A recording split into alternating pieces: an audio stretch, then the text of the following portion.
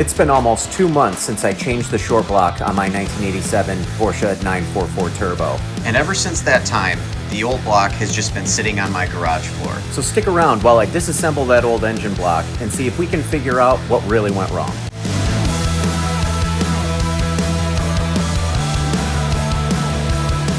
So here is the factory engine block for my 1987 Porsche 944 Turbo. Here you can see all of the engine markings. And just to circle back, the reason why I had to replace this short block was because I was getting a lot of blow-by. Whenever I would get into boost, I would force oil out of all of my seals from where the air oil separator and the rear main seal sit. The more boost I got into, the more oil would come out. So for almost the past 2 months, this old engine block has basically been a boat anchor in my garage. And as it sits, it is not that easy to move around, and it's way too heavy to load it into the back of the Durango and dispose of it. So I figured, why not try to take it apart and see how bad the damage, especially inside the cylinder bores, really is.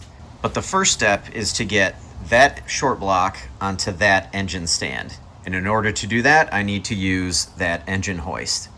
Now, if you watched my final video on the engine rebuild series in my 944 Turbo, one of the things I talked about was that this engine stand does not play well with this engine hoist.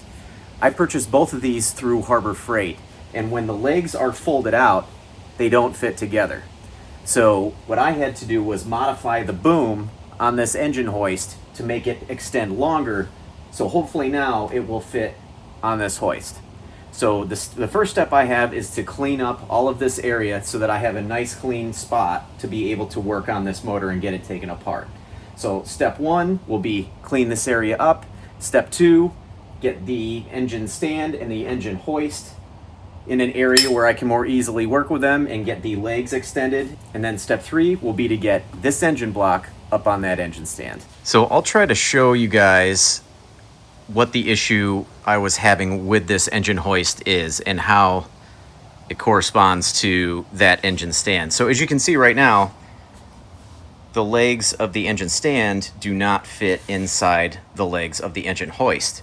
So there's no way for me to lift the motor via the hoist and be able to slide the engine stand in far enough to be able to bolt it up.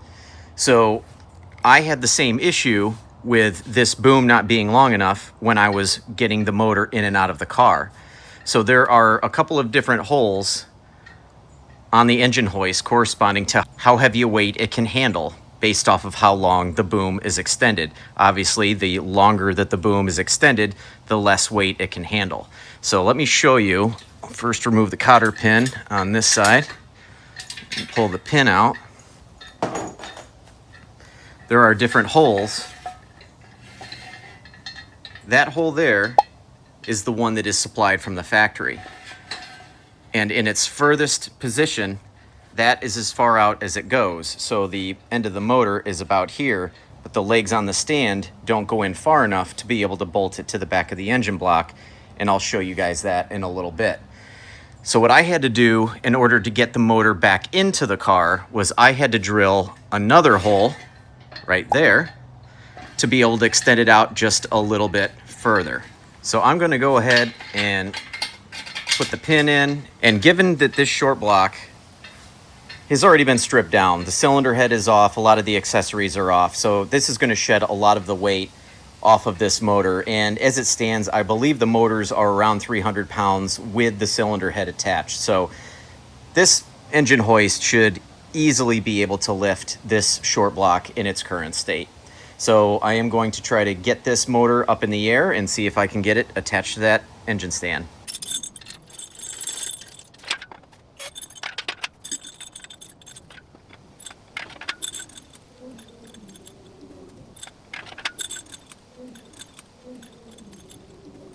And here is the exact issue I've been dealing with. There is no way to get this engine stand in line to get this motor bolted up. Now, this engine stand from Harbor Freight is not one that you can remove this bracket and attach it to the motor and then just slide the cylinder in here. This has a circlip that holds it in place, so this is not going anywhere. It will rotate by pulling out this pin, but you cannot remove this plate from the stand itself and then bolt it to the motor. So I have to try to figure out a way to finagle this to get it onto here, not to mention that the angle is not 90 degrees on this stand. So I'm gonna have to play with the leveler here a little bit and see if I can move this over. I may have to enlist the help of one of my family members, but I'm gonna give it my best shot myself. Well, that was an absolute freaking nightmare. It probably took me about an hour to figure out how to get that block onto that engine stand. I didn't film any of it. It would have probably killed the battery on my phone. Basically, what I had to do was lift the motor up and down a bunch of times until I could figure out how to get it in the right orientation to get these arms bolted onto the block. So essentially, if you're trying to do that with one of these 944 motors, I would suggest, as long as you have the cylinder head studs still in the block, go ahead and use them. So I use the leveling arm with the two sets of chains there, and I just put them basically on top of these head studs and put the washers and head stud nuts in the rear and in the front of the motor, and that was able to get it at the right angle while it was dangling for me to finagle it while it was swaying to get these bolts in. I actually had to enlist the help of my daughter to turn some wrenches while I was pulling on the bottom of the motor to get it in the right orientation, but it's here. I have a pan underneath to collect any oil that comes out when I take off the oil pan. I should have enough room to get a meine Stühle here to be able to sit down and work on this. But I think I'm going to start by pulling off the oil pan, letting any of the oil drain out before I start turning the motor, and then moving on to the balance shaft covers.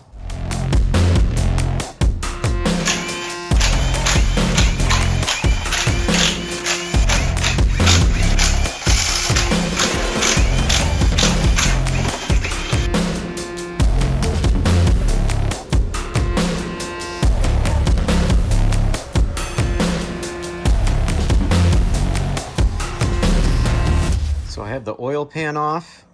I have the gasket on here too because I wanted to take a look at it and see if there was any areas where the gasket was leaking. It's kind of hard to tell because oil kind of got everywhere after I took it off, but overall it looks pretty clean down in there. It doesn't really look like the gasket was leaking anywhere that I can tell. There was RTV in the right spots in the corners here. I used some brake clean and cleaned out the inside of the oil pan just to see if I could get a better look and see if anything stood out. Nothing really kind of stands out other than it looks like a piece is broken off there. And look at that. It looks like, I don't know if you can see it on camera, at some point something was grinding on these sides down here by where the oil pickup sits. I don't know if, given that they're all the way out here, I doubt that that's caused from the oil pickup. I don't know if that's from the factory and they tried to clearance it a little bit. I have no idea, but it's something to think about. The flange on the top of the oil pan looks pretty gnarly. That would require some cleaning up before it goes on either this engine again or another car, but overall, I guess that's probably pretty normal if this is the original gasket, which I don't know if it is, but I guess I'll find out when I get the rod bearings off and check the date codes on the back of those. I had the oil drain line out, and I did flip the motor around just to get to the oil pickup tube a little bit easier. I got one bolt out. One of the bolts or nuts that are holding on the oil pickup tube is for the girdle itself, so I will break that off and get this off. I don't see any cracks or anything in the oil pickup tube, so that looks like it's okay, so I'll get that off. I have the oil pickup tube off, and this gasket is definitely pretty mangled. So I don't know why that is, but everything else looks to be okay. So now I think I'm going to focus on this balance shaft cover, so I have to take the front bracket off first, and then I will pull this off, and then I will move over to the driver's side.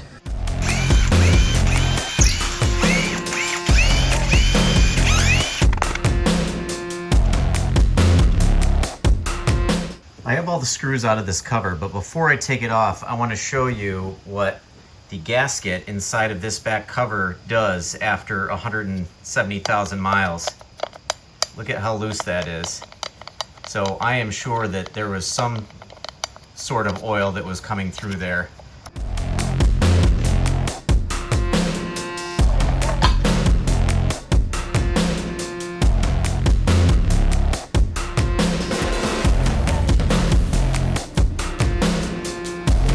Passenger side balance shaft and cover are out. Everything looks to be pretty good. These bearings don't look to be worn at all. There does seem to be some sort of residue of something there. And if we come over to the actual balance shaft itself, there is something that was on there. So I wonder if something was covering up one of the oil galleys. But the top side of the cover, the bearing still looks pretty good. Yeah, and everything else seems to be pretty normal.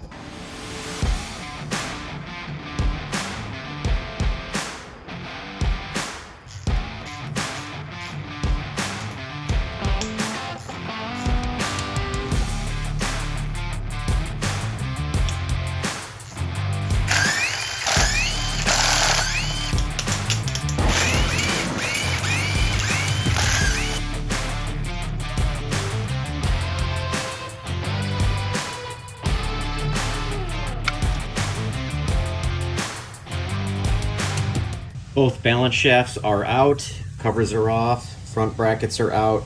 Before I bought the car, about 2.5 years ago, actually almost 3 years ago now, I was told that a front reseal had been done, and I do believe it because these seals look very new and they are Victor Reinz. So at the very least, I know that they are not original. So we have both balance shafts out and all of their covers and the front brackets.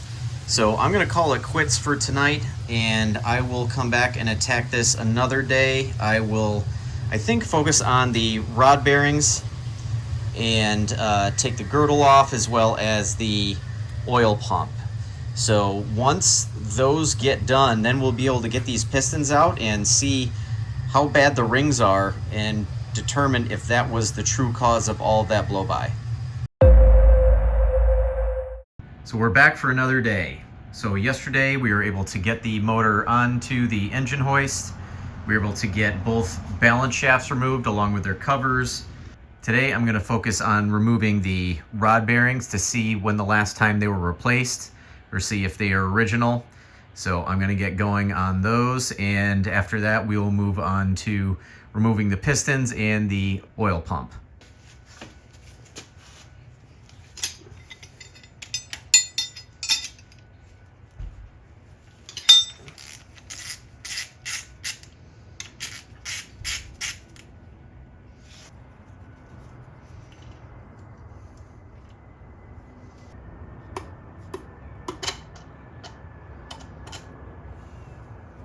This one on cylinder 2 doesn't look too bad, but you do see one line, I don't know if you can see there, but it says 07 of 86. So these look to definitely be the original rod bearing, so looks like they have never been replaced.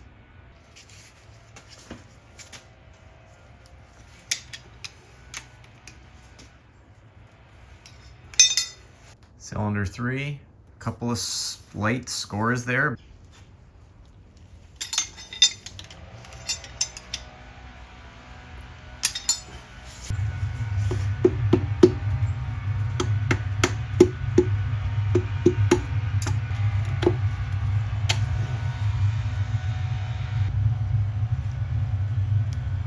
On cylinder 4 has the biggest mark of any of the rod bearings. So, but outside of that, honestly, they look really good for 170-some thousand miles.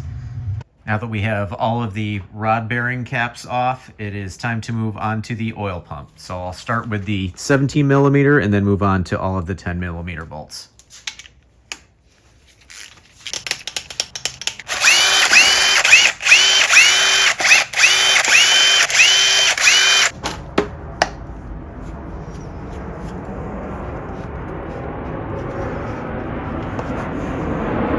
Little bit of junk in there, but overall, I don't see anything that looks out of the ordinary, except for that used to be an O-ring, and now that is hard plastic.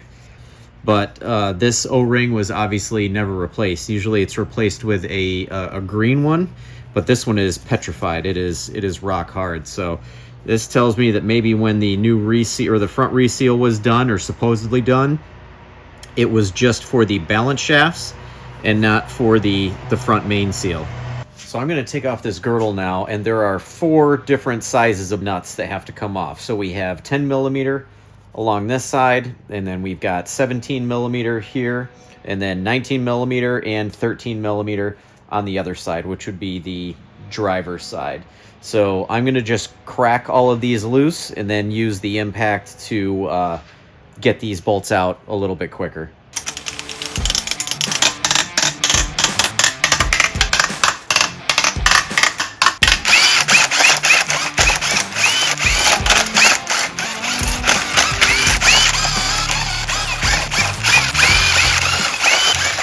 All of the fasteners are off of the girdle, so let's get this off, and then we will get the crankshaft out.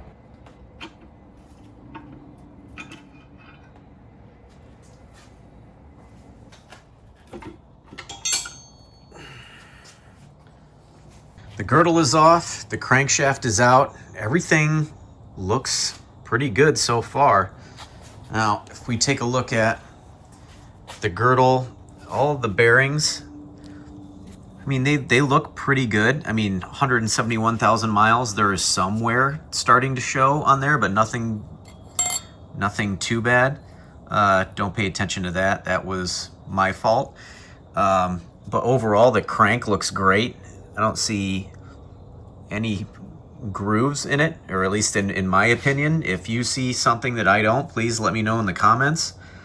But overall, I think it looks pretty good. And next, out come the pistons.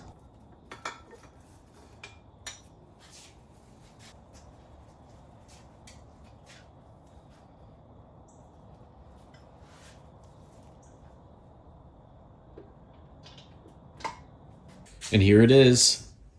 All the parts of the short block all laid out. Honestly, the bottom end of the motor looks really good. The crankshaft looks exceptional. The bearings look really good. These are the main bearings, and there's a little bit of wear, but honestly, for 170,000 miles, that I think they look pretty darn good. The only thing is when you get to the pistons. So here we have piston in cylinder number 4. The rings look pretty good, still springy. None of the gaps were lined up, so that was good. The oil scraper looks pretty good. Same thing with cylinder number 3. Everything looks like it should. Cylinder 2, starting to get a little bit worse. The oil scraper ring, still springy. Same with the top ring. The middle ring is not moving whatsoever. It is just stuck inside the piston. So obviously that was probably letting some blow by through. And then we get to cylinder number 1. Look at these rings. They are fused inside that piston. So I think obviously that was probably the biggest culprit for what ended up pressurizing the crankcase every time I would get in a boost. If you were to look at the skirts on the side, they're all pretty scored up, but everything, like I said, everything else in the motor looked really good. All of the front seals looked pretty good, and honestly, after I looked at the rear main seal, I don't think that was leaking. I think when the blow-by was passing by probably pistons 1 and 2, it was blowing oil out of where the air oil separator seals were, even though those were basically brand new. I moved the bare short block over here under the better lights so we can get a better idea of what the cylinder bores look like. So let's start with cylinder 4.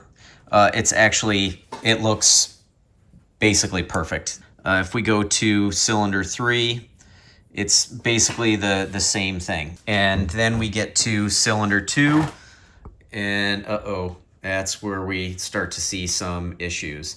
So not only can I feel it with my nail, but when you just rub your finger on it, you can just feel without a doubt the scoring that's going on there. And then in cylinder 1, I really don't feel any scoring either. So it's really kind of a mystery why the rings on cylinder 1 looked the way that they did, why they're just kind of embedded into the ringlands on that piston. And so I don't know, but I think we did find that, you know, there is evidence that this motor definitely was beyond its lifetime.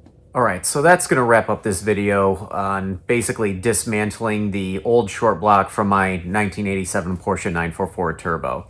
So I think my thoughts were pretty much validated. Basically, whenever I was getting into boost, all of that boost was bypassing the piston rings, and it definitely looks like, especially on cylinder 1 and a little bit on cylinder 2, and was pressurizing the crankcase to the point where it blew out the seals on the air oil separator at a minimum. I do think I made the right decision at 170,000 miles to replace the short block, and like I said before, the car runs amazing right now. Now, when I purchased the car almost 3 years ago, it seemed to have a pretty good bill of health. So the facility that I purchased it from said it had had a front reseal done. I can definitely tell that at least the balance shaft seals were done. It does not look like the front main was done because the O-ring was basically petrified in there. And if you're going to replace that front main seal, you're going to put a new O-ring, and they're almost always green at this point. Another thing when I got the car was it had some sort of manual boost controller, but unfortunately it did not have any sort of aftermarket chip. So that means it was probably not getting the additional fuel to add to the additional boost. It also had the original fuel pressure regulator on it. So my assumption is that it was probably getting detonation. I'm sure it hit overboost protection many times. So I have a feeling that however long somebody had this car modified was probably abusing it, and it was really beating up the motor on the bottom end, especially in pistons 1 and 2. Regardless, it's all water under the bridge right now. The car runs great. I'm super happy with it. So now the only question is, what do I do with this old engine block?